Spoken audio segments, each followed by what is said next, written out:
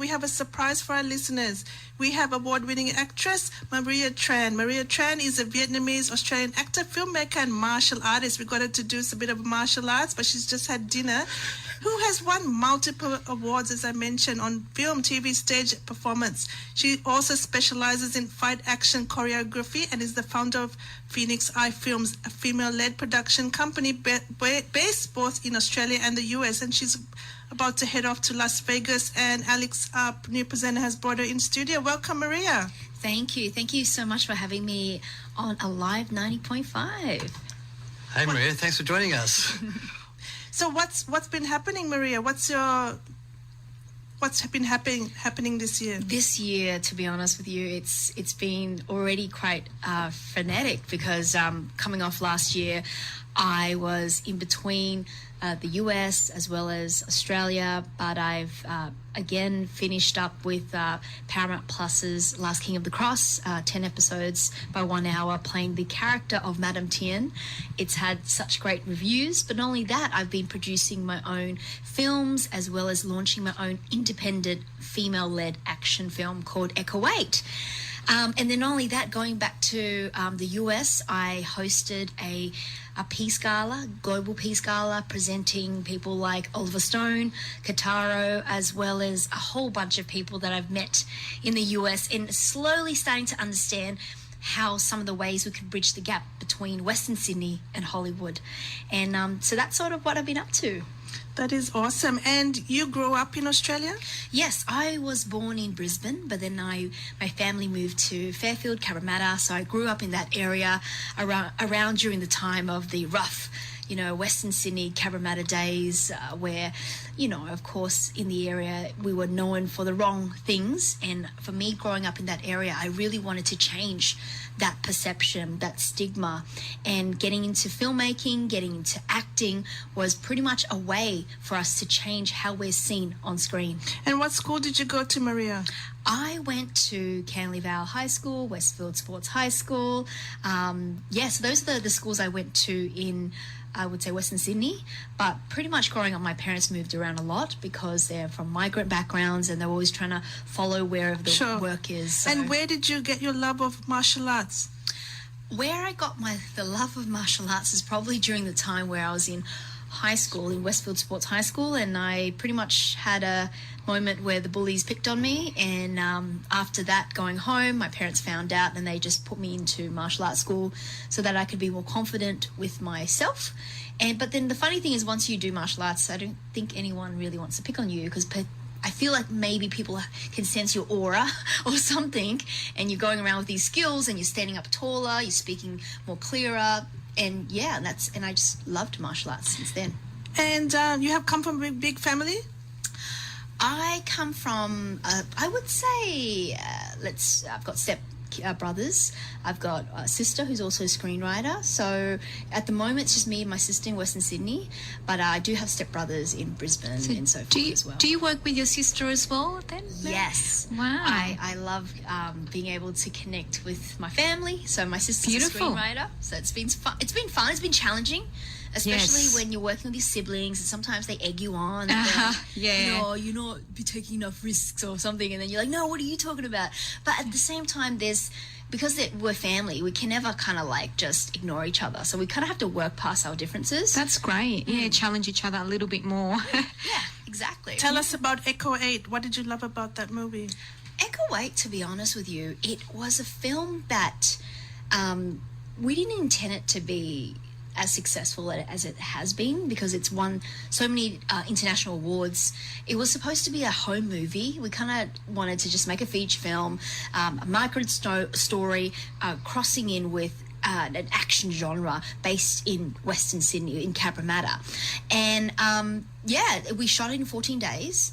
And then after... Was it a big budget? Yeah, I was going to say the budget. Yeah, the budget is incredible for what it is. The budget's ridiculous. Yeah. It was like my little piggy bank savings, $10,000 for a feature film, action, back-to-back, female-led.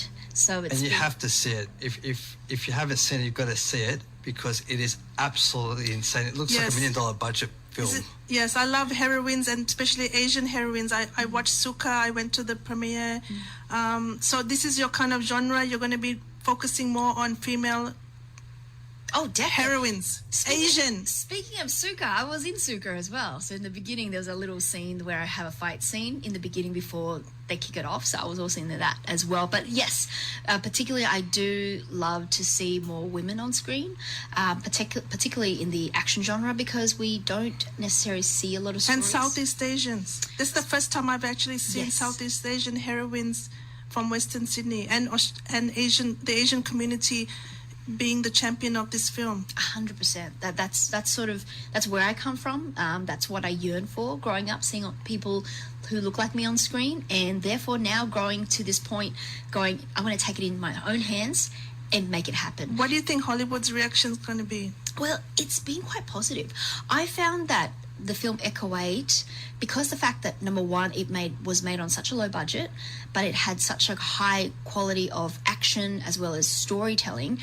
I think the film industry in Australia weren't sure where to place it, but in overseas in Hollywood, I was able to connect with some amazing human beings like 𝗕𝗨𝗦𝗬 Hayslip, who is the mother of Thomas Hayslip, who executive produced 𝗕𝗨𝗦𝗬, Oliver Stone, a bunch of other filmmakers over there who look at it and go, how much did you make it for? Really? 10,000 Australian. And I think also a lot of times people go, no, did you really make it? Or is it a man behind you making it? You're putting your name. No, I actually do, because I'm very hands-on. Like, I direct, but if anything, I would be moving the cameras, I'm editing my head, I'll choreograph the action. I work with all types of people. So a lot of people in my films, they have never had any acting experience, but I would train them up to it, and then be able to have space in the movie. Because most of us coming from migrant backgrounds, do you think we have the luxury of going to film school and acting school? So you're giving them the opportunity. That is amazing. I great. love this story. That you're paying it forward. But I think also I want to build an industry, because I know that if I don't build an industry, Yes. we can't have longevity. Yeah. Because even wherever I go, if I'm by myself, I'm going to get challenged. And I do. I'll be honest with you, when I go on other people's projects, I get challenged a lot, especially if I go in the role as an action director. People be like, you the action director? Like, where's your boss? I'm like, no, I'm the action director, and these guys are my assistants. And they're like, they get weirded.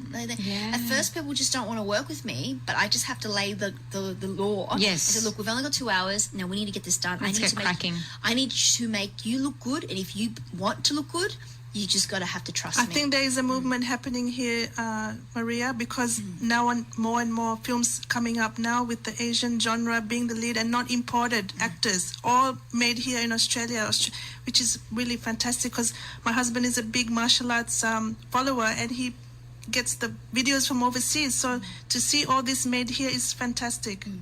And I think the more we make things here, the more we build a community, we support people who don't have the skills to have ways to participate.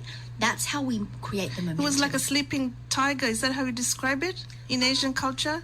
I'm not sure if it's a sleeping tiger. I've never seen a sleeping tiger. Is it what's the sleeping animal in the Asian culture?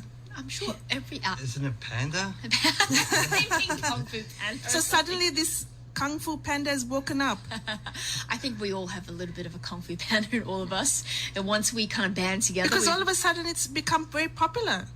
I think 1 or 2 movies have made that interest in the Australian public. And I think that it's going to inspire more people to get into the genre. Yeah. That's important, and particularly women. I think that men, most of the time they do take on the action genre, but particularly women. And I think in Australia, I would probably say that I'm the only one that knows how to, on the ground, do Yes. it. Oh, good on you, Yeah. Maria. Yeah. That's so exciting. I'm actually really excited with what you have to bring to Australia, and and bringing stuff overseas, bringing it to Australia, your skills, your knowledge. So Yes, good very on you. proud that Asian women are portrayed this way, as strong, powerful heroines, because that is not what has been portrayed in other movies in Australian culture. Is that correct? I feel that how we can create the change is, for example, if I was to only just be an actor, it would be hard. If I only was just to be a director or a producer, if I can take on multiple roles and be able to deliver, that gains respect within the industry. And the more of us being able to do that, the better. I mean, not necessarily let's push for more women's stories, which is what I want, but I also want women to go, we need to skill up. Sometimes we have to be 10 times better than the average to be able to be seen and heard. And I connect with you because I also grew up in Western Sydney. I recognize these high schools. I recognize the culture that you were in back in the day, but now everything has changed. So you need to show that, portray that on the film, on the screens, which is very happy to see. Yeah. And it's taken such a long time, which is woken up the panda. Yeah. And then we can wake up all the other animals and they can have a party. And Maria, you do a lot of, I guess, projects for community as well. Can you run us through some projects you've done for community? Yeah, so I've got a small boutique film production company, and to be honest, I only set it up because it was so difficult for myself to be able to participate in the film industry. And then I also realized if we were to participate in, let's say, get hired in a particular company, we're always seen as like the smallest of the rung. Absolutely. Right? Absolutely. So when you created your own opportunity and platform, which is what you have to do. Yeah. And then once I created the company, I realized all the people that ended up working for the company were people who couldn't get into the film schools. Or there was one girl who she studied everything, but because she looked Asian, small and meek, she was always typecast as an intern or someone who just is a pencil pusher or the admin person. So she didn't really get a chance to have a trajectory to become a director. But in Phoenix Eye, whoever comes in it and then participates in the projects, they eventually, I want to push them to also be leaders of their own projects. But we do a lot of community projects. We get different non-for-profits coming to Phoenix Eye and saying, okay, we have a problem within, the Vietnamese, Chinese, Arabic community. Just that storytelling. You have the production company to share. There's such a lot of stories that are untapped that need to be heard from the Western Sydney, and Busy Mums Radio Show is in our own way. We're sharing those stories, and you are doing that too through your film production company. Thank you so much for coming on board to the Busy Mums Radio Show. And any last words to inspire the young Asian community? I think just do it. Just get out there, build a team. It could be starts with your family and your siblings, but build the team and keep going and never stop, because it will pay off when years to come. And believe in yourself. Exactly. Thank you so much.